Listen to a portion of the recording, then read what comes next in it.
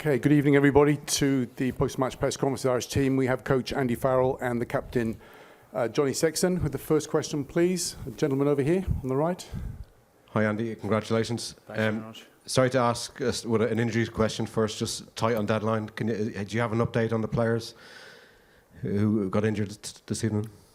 Obviously we'll see how they pull up in the morning, but Mac went off with a HIA and then came back on, felt his calf straight away, so we got him off.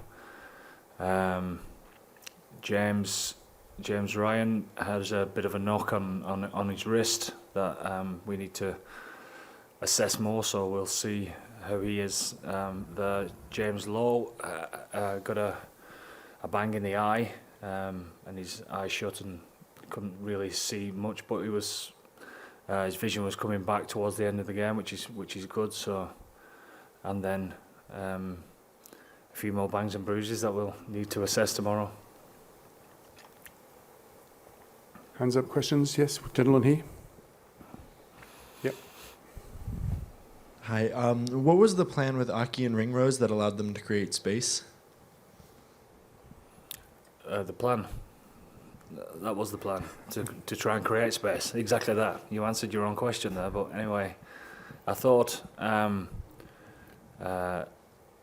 attack first phase wise was as good as it's been for quite some time, and our tempo of how we attacked the Scottish line was clinical, and when you saw clinical, when you've been defending how we had been defending, I suppose it's a real shot in the arm for ourselves, but a real hammer blow to a team that had been attacking really well at the start of the game.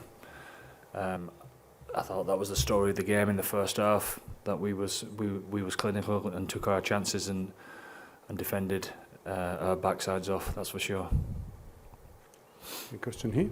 Johnny, given what was at stake and the pressure you guys put on yourselves, you talked about it as like a last 16 game. How pleased are you with the response to that from the team and how you played? Yeah, very happy.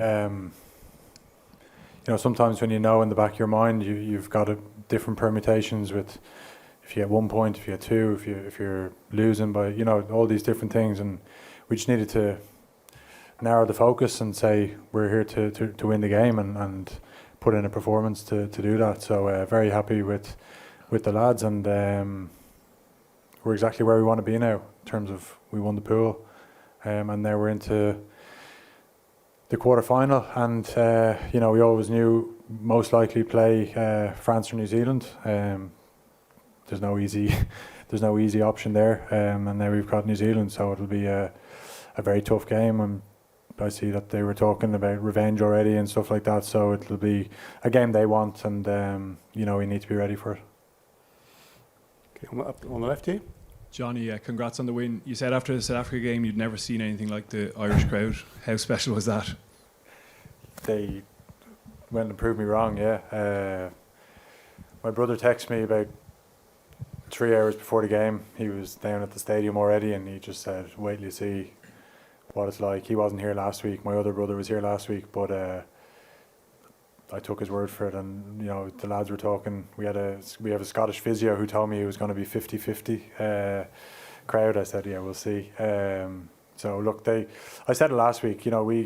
They give us some of the best days of our lives, and then it's important that we repay that with our performance and give them something to cheer about, and we definitely did that tonight. But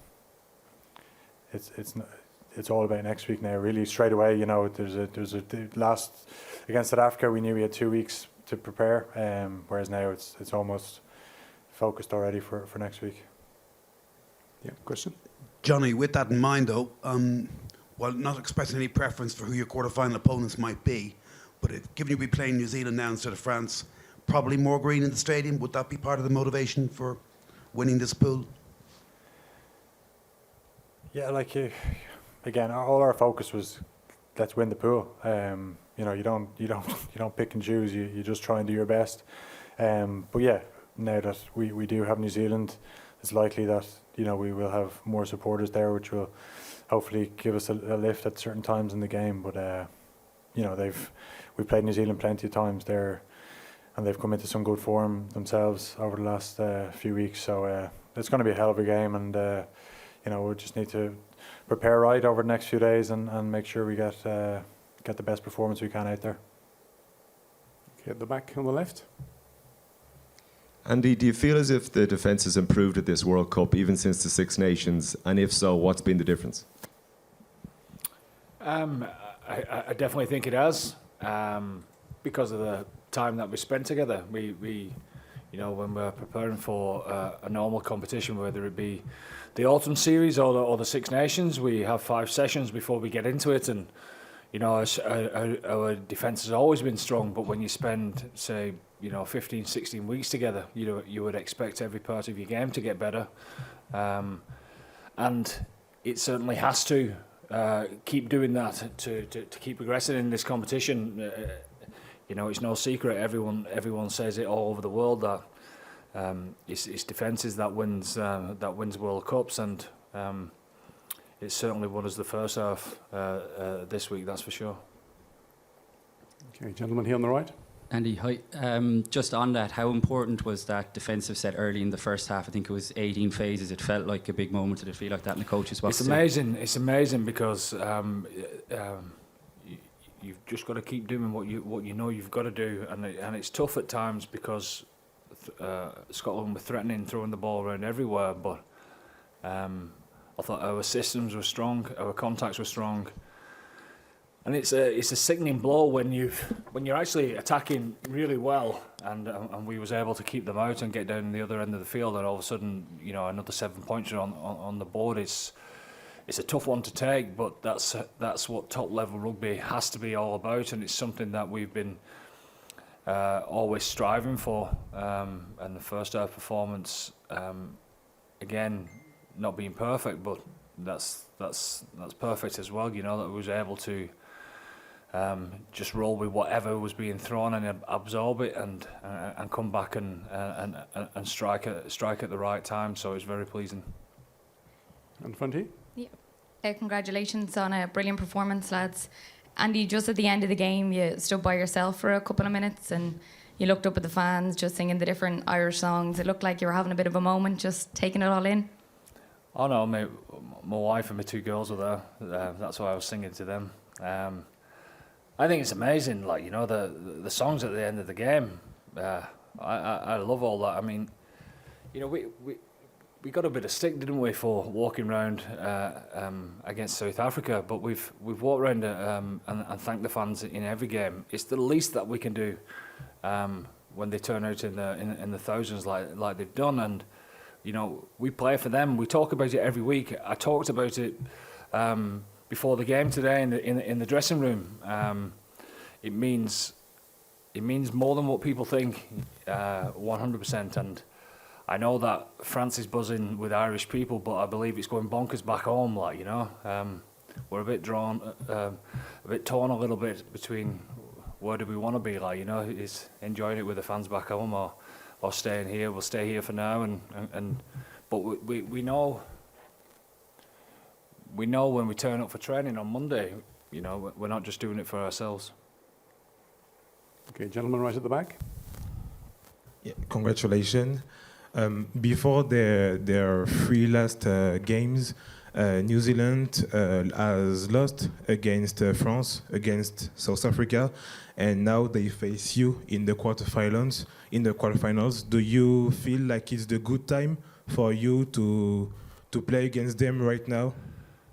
No.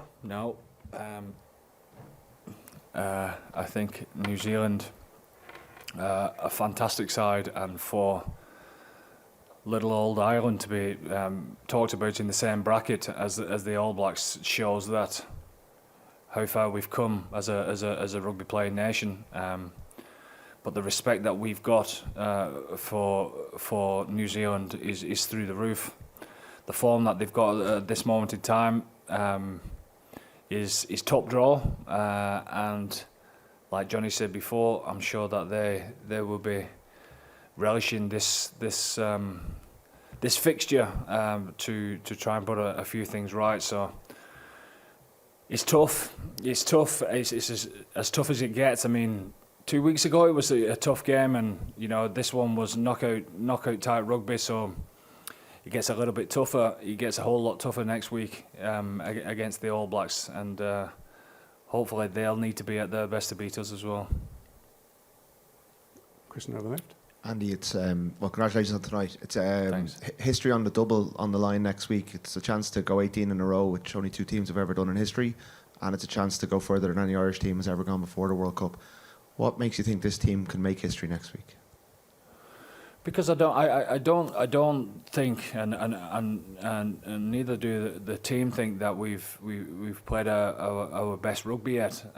We know where we want to go and what we're trying to achieve. Will we ever get there? I don't know, but it's days like next week that's coming where we need to find out a little bit more about ourselves, and these lads are certainly willing to do that. At the back. Question at the back. Andy, just a continuation on Rory's question. Gregor Townsend just beforehand said that Ireland can dominate for the next 5 to 10 years, world rugby. How does that expectation kind of sit with you guys, and how have you learnt to handle the expectation? We don't learn. We just go from day to day and have a realisation of where we're at, and being honest with our feedback and how we treat each other, and how we strive to try and improve each other on a daily basis. And I know that sounds cliche or a little bit boring, but it's fact. We'll analyse this game, and yes, it was a good performance, but there's plenty within that that we'll learn and be honest with, and the lads will be the first people that will come up with what we need to get better at. And there's no magic formula. It's just an appetite to try and be honest and do the right thing by the group. And what they are getting much better at is grabbing hold of what that is and what that looks like and what that feels like, and owning it during the week. And when you're owning things together as a coaching staff and a playing group, it becomes pretty powerful. Andy, we've jumped Beecher's Brook the last 2 Grand Nationals and turned for home. We had the tremendous elation of 2015. When it was beating France, everybody was really happy, and then we had the ignominy of an out half kicking the ball out of play against Japan when we're losing. Can you tell us what we've 2 million people watching at home in Ireland, nearly half the population. Can you tell us what you'll be telling this team about this quarter-final, how we approach this one? Was it 2 million this time, Derek? Was it? It was 1.5. It was. No, I'm hoping you're right as well, because it was 1.4 last week or 2 weeks ago, wasn't it? So we've. Well, yeah, magnificent. Look, I mean, first things first, we'll enjoy tonight because it was a big week for us. We know it's a big game against Scotland. Scotland are a fantastic side, and we paid them the respect that they deserve, and that's why we came out with a performance like we did in the first half. So we'll enjoy tonight. The wives and girlfriends and families are over, and we'll make sure that we enjoy that. We'll recover properly, and we'll treat this week. I'm sure once we recover properly with a spring in our step, because if you can't get excited about what's coming, this is proper living now. This is exactly where you want to be, and these boys have been waiting for opportunities, big games to show what they've learned for a while now, and it doesn't get any bigger than next week, so we'll relish that. Okay, final question here in the front.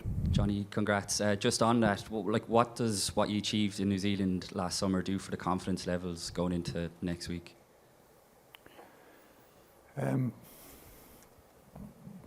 think we went to New Zealand and Andy told us he put us under the most pressure that he could find, you know, to go on a 3-test tour, but also do the midweek games. It was to test us and to make us learn, and we learned so many lessons on that tour to take with us for the Six Nations, you know, to win a Grand Slam, and then it's to put us in this situation again, you know, to have to play them again. You know, they've already said, you know, it's one that they want, and you know, when they're hurting and they want to prove it right, that's the biggest challenge in rugby, to try and beat them when they're in that frame of mind. So, you know, two teams will both be under pressure for different reasons, and it'll be who copes with that the best and who can put their game out there on the biggest day when the pressure is on.